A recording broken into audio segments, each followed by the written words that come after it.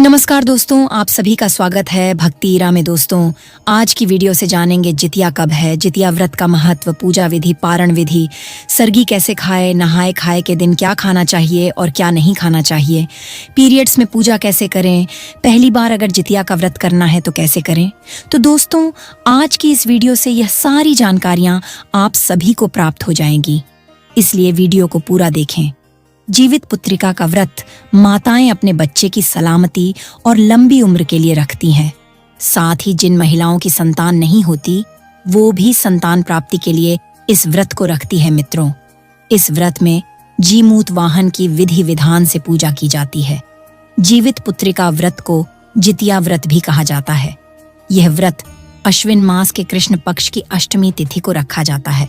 व्रत के दौरान मन, वचन और कर्म की शुद्धता आवश्यक है। गर्भवती महिलाएं यह व्रत न रखकर सिर्फ पूजा कर लें तो बेहतर होगा। साथ ही साथ जिन महिलाओं को गंभीर स्वास्थ्य समस्याएं हैं, उन्हें भी यह व्रत नहीं रखना चाहिए, क्योंकि यह व्रत 24 घंटे का निर्जला रखा जाता है। बिल्कुल छठ की तरह ही ज्योतिया में नहाए खाए होता है। इस दिन महिलाएं सुबह सुबह उठकर गंगा स्नान करती हैं और पूजा करती हैं। अगर आपके आसपास गंगा नहीं है तो आप घर में भी स्नान करके भी पूजा का संकल्प ले सकती हैं।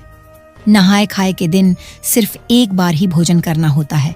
छठ व्रत की तरह जितिया व्रत में भी नहाए खाए का विधान है। नहाए खाए व्रत से एक दिन पहले किया जाता है। जितिया व्रत में व्रती को अन्न जल ग्रहण नहीं करना चाहिए।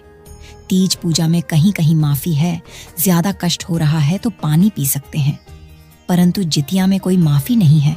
आपको इस व्रत में 24 घंटे तक निराहार रहना है। जब अगले दिन नवमी पड़ेगी तभी आपको पानी पीना है। दोस्तों, साथ ही यह भी जान लीजिए कि व्रत के दौरान महिलाओं को फल सब्जी नहीं काटना चाहिए। आप इस काम के लिए किसी और से घर में मदद ले सकती हैं जो इस व्रत को नहीं कर रहा हो। इसके अलावा सुई का प्रयोग नहीं करना चाहिए। साथ ही जितिया व्रत रखने वाली महिलाएं इस दिन काम बहुत कम करें, क्योंकि अनजाने में कहीं कोई भी छोटी सी जीव की हत्या ना हो जाए। आपके द्वारा इस चीज का विशेष ध्यान रखें।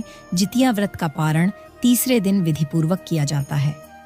अष्टमी तिथि पर सुबह स्नान करने के बाद सूर्य देव को जल और फिर पारण के दिन मड़वा की रोटी, तोरई, नोनी का साग और चावल खाने का रिवाज पुराने समय से चला आ रहा है। दोस्तों, इसके साथ जानेंगे जितिया व्रत की पूजा विधि के बारे में। अष्टमी के दिन प्रातः काल में स्नान आदि के बाद जितिया व्रत और पूजा का संकल्प लिया जाता है। इसके बाद गंधर्व राजा जीमूत वाहन की पूजा की जाती है। उनको सरसों का तेल और खल्ली अर्पित किया जाता है। व्रत कथा की चील और सियारिन को भी चूड़ा दही चढ़ाया जाता है।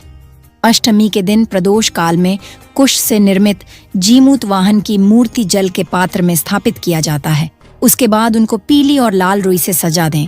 फिर वंश वृद्धि तथा प्रगति के लिए बांस के पत्तों, धूप, दीप, अक्षत, फूल, माला आदि से उनका पूजन करें।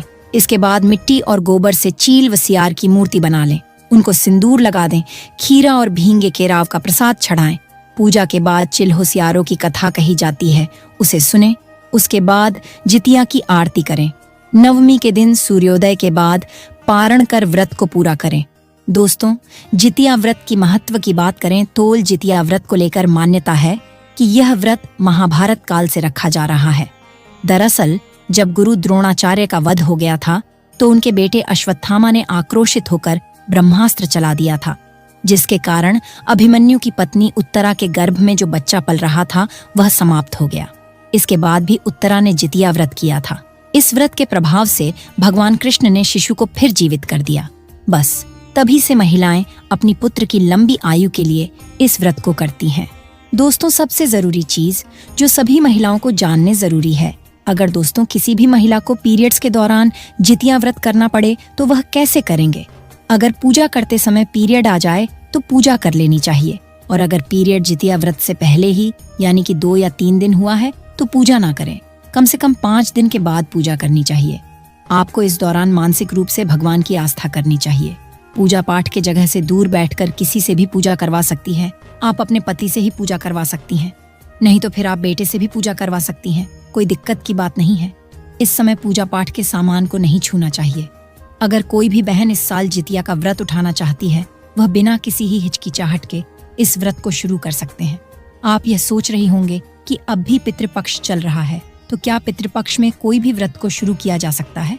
तो बिल्कुल दोस्तों कर सकते हैं, क्योंकि जितिया का पर्व हर साल पितृपक्ष में ही पड़ता है। इसमें आप जितिया व्रत को शुरू कर सकते हैं, कोई दिक्कत नहीं होगी। तो दोस्तों, आज की वीडियो में बस इतना ही। ये वीडियो आपको पसंद आई हो तो वीडियो को लाइक, सब्सक्राइब और शेयर करना ना भूले। फिर मिलते हैं अच्छी वीडियो के साथ, तब तक के लिए नमस्कार।